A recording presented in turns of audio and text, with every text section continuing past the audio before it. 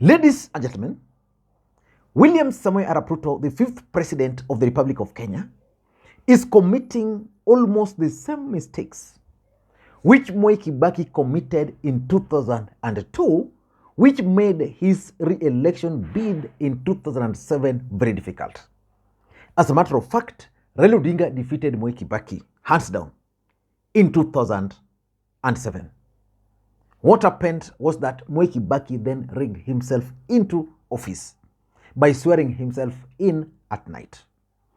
But William Ruto is also very keen not to repeat the same mistakes which Uhuru Kenyatta committed. But despite that, William Ruto is committing some mistakes which for me is actually a gift to Raila Odinga, Kalonzo Musyoka, and Uhuru Kenyatta. So in this video, I want to highlight some mistakes which William Ruto is clearly committing of late. Before we do that, for those who are watching this channel for the first time, please take a second or two, click that subscribe button so that next time we produce a video like this, YouTube will automatically notify you. And to the subscribers, I want to continue thanking you guys for your continued support. Because without that support, this channel cannot be where it is. And I want to be a bit brief and to the point.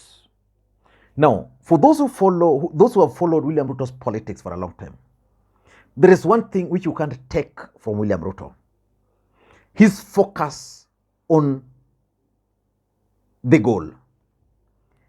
William Ruto knew what he wanted in 2022. So he started planning way long in 2013, moving to 2017, and when it reached 2022, he knew what he wanted.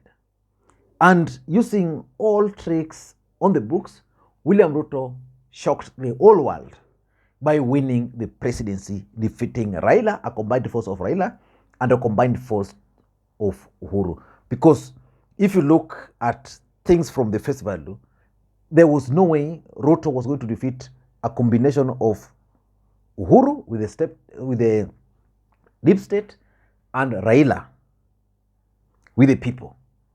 But he was sworn in. Whichever method he used to win or to be declared the president is neither here nor there. As we speak, William Ruto is the president of the Republic of Kenya. But he's committing these mistakes. And these mistakes are going to cost him. The first mistake which William Ruto is committing is tribalism and nepotism. Mwai Kibaki committed these mistakes when he was sworn in 2002, where he decided most of the appointments were going to his tribesmen. He filled all key sectors with his tribesmen. So when it reached 2007, these people believed that he was going to win because they had the money. If you've been following William Ruto's appointments of late very keenly, then you should have noted that he's trying to take control of key sectors of the economy. And in the process of doing that, William Ruto is appointing individuals with questionable characters. Some of them will not even deliver.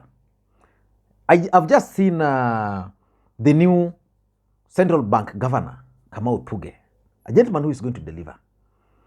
But I can tell you to watch the next person who is going to be appointed in KRA. Right now, William Ruto has taken control of the energy sector. There is something which is also happening, which is worrying. I just read it in one of the newspapers. NSSF. You remember the fallout between Ruto and Atwoli was about NSSF, because NSSF has money. As we speak, there is a gentleman who is called David Koros. David Koros is currently the CEO of LAP Fund.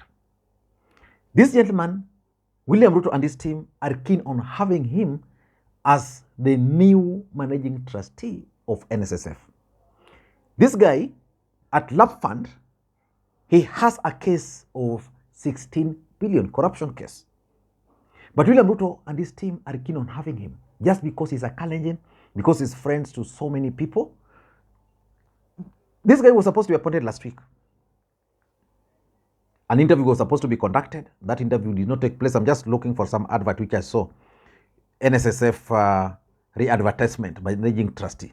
If I'm lying, this is the advertisement.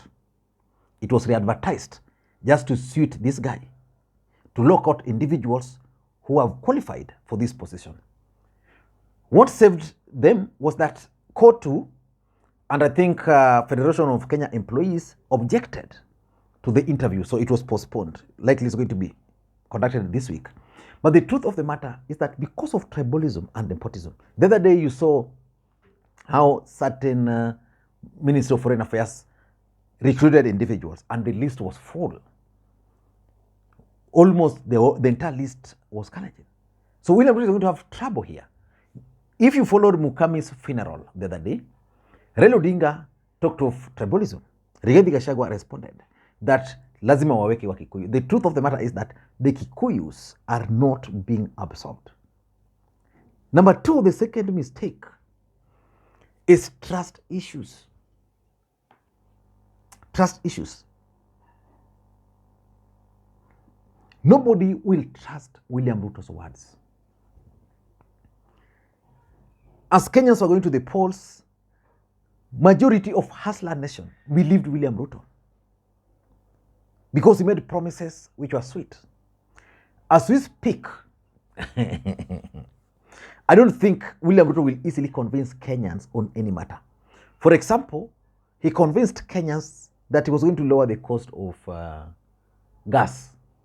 Yesterday, William Ruto was at pain to explain that he can't lower the cost of gas to 300 bob in June because it was reminded that it's only 15 days. He can't do that. But he told the Kenyans, then he changed that he never talked of gas. He talked of the cylinder. William Ruto promised Kenyans that he was going to lower the cost of unga. Has not happened. In fact, at some point he told Kenyans that the only thing which was stopping him from lowering the cost of unga was because Raila Odinga had taken the matter to the Supreme Court.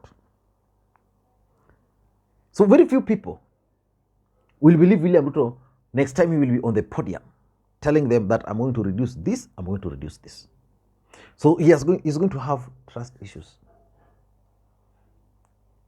Number three, and I'm foreseeing this mistake, that William Ruto is likely to disconnect from some of his allies. He's been trying so hard not to do that. Because Uhuru Kenyatta did that and failed. But the truth is William Ruto has powerful networks of allies. And there are many. Keeping all of them is not easy because of the high expectations of most of them. I've been trying to listen to the members of parliament, UD members of parliament, especially those from Western Kenya. I'm predicting something, that soon we will start hearing some of these allies complaining that they're being blocked from accessing Ruto. The only good news is that William Ruto is someone who can easily take his phone and call you. We'll save the day. But some of them are struggling to meet Ruto. I know what I'm talking about. So that's another mistake. But I know he's trying so hard not to repeat because Uhuru Kenyatta actually committed that mistake and Ruto is keen on avoiding any mistake which Uhuru committed. Number four is empty promises. What do you think William Ruto has never promised Kenyans? William Ruto has promised Kenyans everything. The only thing he has not promised Kenyans is free tea running on a tap from Kericho, for example, to Lake Victoria, or from Kericho to Limuru, all the way to Wajir. But if there's any promise, William Ruto has made all those promises. And it will be very difficult to to fulfill some of those promises. Which means we'll be going to the election with some of the promises not being fulfilled. It will be sweet for opposition. In fact, the truth of the matter is that normally, when you are on the opposition side, politics is normally sweet. You can see what your opponent is doing, what those in government are doing, then you simply create a story out of it. So those promises which he made, most of them will not be met. And number 4, William Ruto is taking the issue of the state of economy casually. Itamramba. Itawaramba. The state of economy in this country is bad.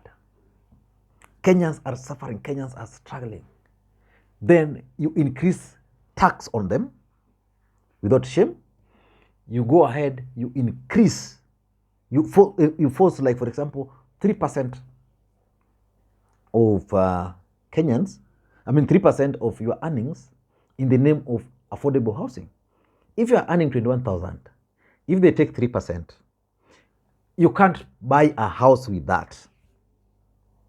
So he will deduct this money. After 5 years, a Kenyan will take his calculator and figure out how much they have deducted from him and how much they will deduct by the time he retires. They will rebel. They will rebel. So William Ruto must be very careful. The state of economy is bad. He just needs to figure out how is he going to deal with it. Because I'm sure even with the subsidy, it's not going to work out. Even with the subsidies on fertilizer, it's still not going to work out. The state of economy is doing badly. It will require a miracle. But he promised to change it immediately. Which means when you go to the campaigns, Azimio or whichever coalition will be there at that time, if they are serious, they can simply put them to task. And lastly, blaming the handshake is another mistake. Because he has blamed the handshake enough, Kenyans are now tired of the narrative, and now, after some time, there will be no handshake to continue blaming. The same story will persist. As election will be moving closer, William Ruto will have difficulty. But I know Ruto is not a pushover. Probably he knows what he's doing. I was telling someone that what Ruto is doing is that he wants to use the first 3 years to ensure that he gets what he wants. What Ruto wants for 2027 is money. So he has placed his people in strategic positions. Then strategically towards the 3rd year, some of them will be shifted, some of them will be kicked out because of alleged corruption cases. But they shall have made money for him. The new team will be brought on board, face of Kenya, just for the purposes of election. Then after the election, assuming he wins, back to square one. I don't know what you think. That's my take. Thank you guys, and may you have a good day. Bye-bye.